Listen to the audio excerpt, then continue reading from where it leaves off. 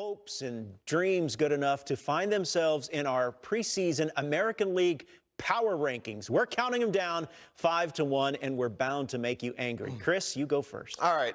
The Twins are close. They didn't make my list, but Okay. we'll revisit that at the end. For me, for my top 5 right now, starting the list at number 5, I'm going to start off with the Red Sox. I mean, with Sale, Valdi, Pivetta, you have a good bullpen, and the addition of Story is big for that lineup. I think their offense is going to be solid. The White Sox, notably for just having the best bullpen in the game, in my opinion. I'm a big bullpen guy. If you can play a 6-inning game and bring those guys in to finish it off, I think you have a great chance of winning. On top of them, number 3, we have the Yankees. I made my list assuming that everybody stays healthy throughout the entire season. I can't play God. I can't say who's going to get hurt. Everybody thinks they can assume who's going to get hurt, but we don't know. Judge was very, very healthy last year. We don't know. If these guys stay healthy, they're one of the best teams out there, period.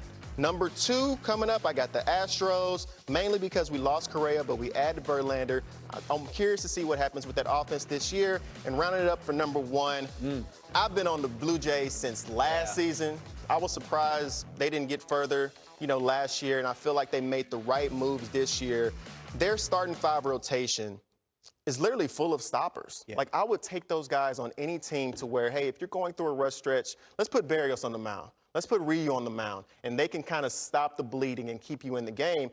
Blue Jays had 5 of those guys. So I don't see any long losing streaks happening for them, and I see them being a powerhouse throughout the AL. I also love the young kid, Manoah. I think good, and he's a competitor, yes, right? I think he's due for another amazing season. You and I have the same 1 and the same 5, but then in the middle we get a little sideways. I went with the Red Sox at number 5.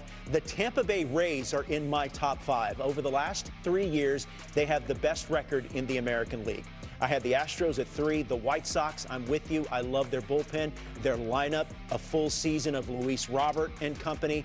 I think it's going to be a big season for the White Sox, and I'm with you. I think the Toronto Blue Jays were already good going into the offseason, and post-lockout, they made some big-time moves. So I think it's going to be a big season in Toronto. I could see your list playing out if you could predict injuries and all of that, but for some reason, I just can't, and I've been this way for years. I just can't put Tampa there yet. I have to assume that sooner or later, the system is just going to catch up to you. And the AL East has done so much throughout every team in the East. They've done so much to make themselves better and stronger.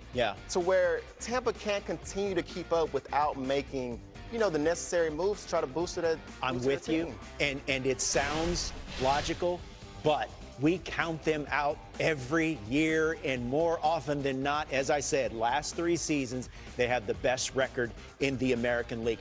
You know what? I could have put Red Sox / Yankees if I had to. They would kind of 5A and 5B. If the Yankees would have made those 3 moves that the Rays had made with getting 3 players, we would be all over them. All over them. But the Rays make 3 moves, and everybody's like, yeah. That's probably the 3 moves that they need, and it's going to work out for them. But if the Twins don't, the Twins finished in last place last year. If the Twins don't finish in the top 2 with the moves they made this year, I think it's just a curse on the Twins because they have the pieces in place. So as I said, the New York Yankees, if they just finished outside my top 5, who for you just finished outside the top 5 in your AL top 5 power rankings? I mean, I'm going to say the Twins because I'm really pulling for them. I think they made great moves to get better. The only thing they're missing, in my opinion, if they can find a way to squander another really good starting pitcher, I would feel really good about them potentially winning a division. So I think that's the only piece they're missing. So Twins, go out there and get you a starting pitcher. They're all over the place out there. The lineup, as we saw, a lot of big boppers in the middle of that lineup for the Minnesota Twins. We're going to step aside here on MLB Tonight when we